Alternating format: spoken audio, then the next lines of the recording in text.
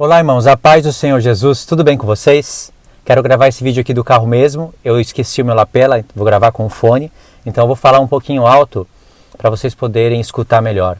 Eu quero indicar para vocês a leitura de Deuteronômio capítulo 31 e 32 e explicar o porquê. Em Deuteronômio capítulo 32, você vai se encontrar com o Cântico de Moisés. Deuteronômio 31, Deus vai falar o porquê que existe esse cântico. Esse cântico ele é profundo demais, ele faz uma compilação de toda a Escritura, você vai lembrar de várias partes da Escritura, se você ler com atenção, se você tem uma leitura em dia, relativamente em dia, você vai lembrar de várias coisas. Esse é o objetivo do cântico. Deus sabia que muitas pessoas iriam estudar esse cântico e iria ter na mente ali os outros profetas, as outras expressões, iria juntar tudo. E esse cântico iria ser uma arma poderosa na mão da igreja e também na mão de judeus. Eu digo judeus que se converterão ao Evangelho de Cristo, que se converterão ao verdadeiro Messias de Israel. Esse cântico é chamado de Cântico do Testemunho. Acho que está muito claro.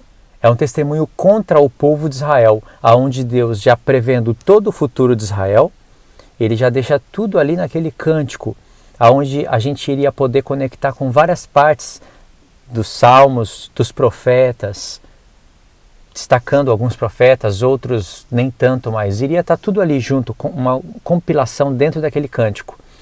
Em Deuteronômio 31, dá a entender que aquilo era somente para aquela época, sabe, que era o povo ia se rebelar na terra de Canaã, mas você vai ver no cântico que Deus fala de todo o período da história de Israel.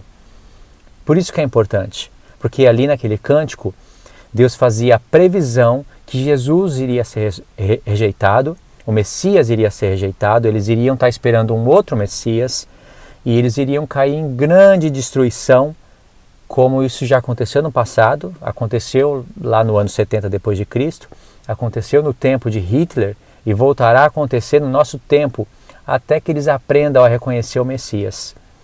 Tudo isso está dentro do cântico e você precisa saber usar ele com sabedoria. É muita coisa que tem para falar, eu vou deixar aqui só uma indicação. Eu estou preparando esse vídeo, eu vou fazer ele assim, como eu estou fazendo, né, gravando pelo celular e explicando, como eu também quero fazer ele no papel, onde as pessoas consigam visualizar com uma timeline, sabe, igual eu estou fazendo nesses últimos vídeos de Isaías. E esse cântico ele é muito importante porque ele está relacionado com esses últimos vídeos que eu estou fazendo sobre Isaías. Hoje eu não vou poder gravar o vídeo, porque eu não estou com tempo, e eu também não estou com a Bíblia aqui, eu não estou com nada para poder ler. Eu poderia já abrir o cântico e começar a ler e conectar os pontos. Quem me segue iria compreender muito bem, facilmente. Quem não acompanha o canal iria ficar um pouco perdido, mas é só você pegar os textos e depois estudar na sua casa. Você tem que ter um objetivo ao estudar a palavra de Deus. Não somente estudar, ouvir por ouvir. Você tem que arrumar alguma coisa para fazer com o que você está aprendendo. Senão você cai em desânimo. E isso me deixa muito animado porque eu sei que Deus vai me usar nisso também. Sobre esse cântico, eu já conversava com o irmão Israel há muito tempo atrás, só que eu nunca trouxe esse cântico para o canal. Para você compreender esse cântico com precisão, você precisaria conhecer o tabernáculo do testemunho. Você sabe o que é tabernáculo do testemunho? Arca do testemunho, as tábuas do testemunho? Precisa conhecer isso. O que Deus fala o que Deus quer dizer quando Ele fala sobre testemunho? A gente conhece a Arca da Aliança, mas e a Arca do Testemunho? É a mesma, mas qual é o testemunho? Tive que trocar a posição do celular, que o sol estava muito forte. Ainda está batendo no rosto, mas dá para enxergar.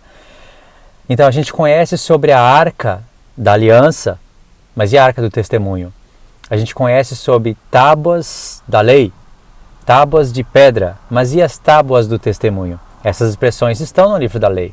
E Deus tem grandes testemunhos em tudo isso. E Ele manda pegar o livro da lei, justamente quando Ele está falando do cântico do testemunho, para colocar do lado da arca do testemunho, depois do véu do testemunho, né, depois do véu do testemunho, do lado da arca do testemunho, no tabernáculo do testemunho.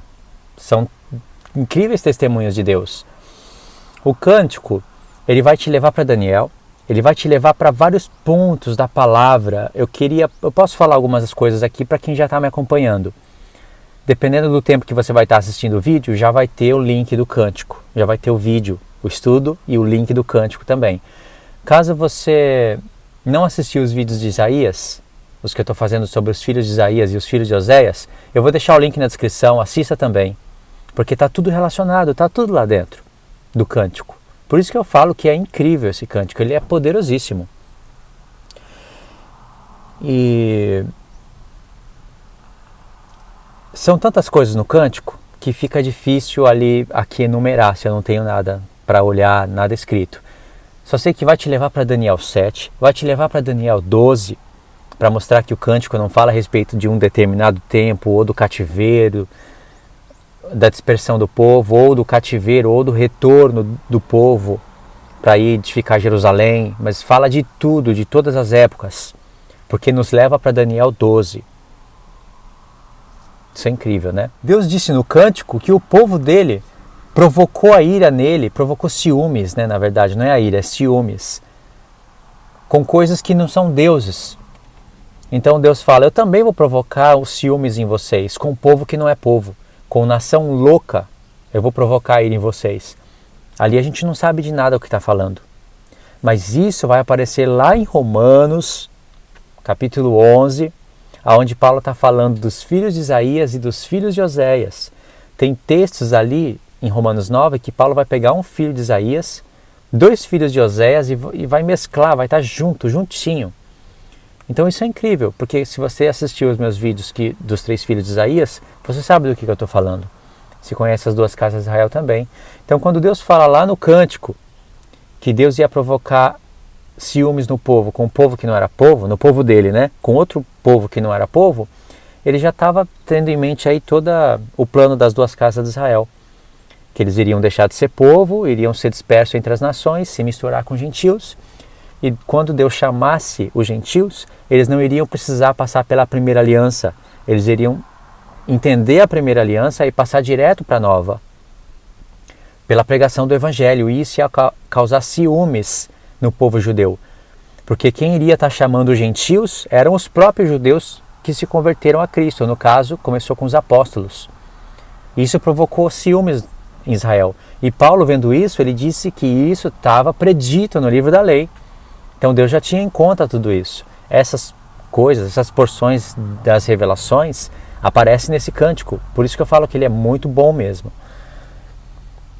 E Deus já me deu estratégia, irmãos, para usar esse cântico de várias maneiras e com muito poder para falar para judeus messiânicos, para esses argumentos chegarem a judeus messiânicos, para eles usarem também para despertar os outros irmãos, aqueles que hão de fazer parte daquele filho de Isaías que diz, um resto voltará, ou um remanescente retornará a Deus, e eles vão tomar os seus inimigos por presa e despojo. Esse é o outro filho de Isaías, e isso é porque Deus é conosco, outro filho de Isaías. Entende, irmãos? Lá em Isaías 10 está escrito, um resto se converterá ao Deus forte. Em Isaías 10, está falando ainda dos filhos de Isaías, do capítulo 7. O assunto não acabou no capítulo 7. Em Isaías 10 vai aparecer 2 vezes. Um resto retornará ao Deus forte. O Deus forte é um dos nomes dado àquele menino, que seria o 4º menino, não o 3º. O 4º menino, em Isaías 9. Né, conselheiro, maravilhoso, Deus forte, príncipe da paz, acho que eu pulei um, né? Conselheiro maravilhoso, Deus forte, Pai da eternidade, príncipe da paz. Esse Deus forte é um dos atributos dado àquele menino, não somente para aquele que nasceu naquela época, sim, comeu manteiga e mel, mas não somente naquela época. Diz que daquele menino, o principado estaria sobre os ombros daquele menino, o governo estaria sobre os ombros dele, e não teria fim o seu reinado sobre o trono de Davi. Isso não se cumpriu naquela época, falava a respeito mesmo do futuro. Por isso que quando Isaías teve os 3 filhos, ele fala, eis-me aqui e os filhos que Deus me deu para sinais e prodígios em Israel, não somente naquele tempo, mas também em todo o futuro, porque Isaías, quando ele falou isso, ele já teve acesso a toda a sua profecia. Ele já entendeu que quando Deus revelava para ele sobre o servo Israel, não falava somente das 12 tribos,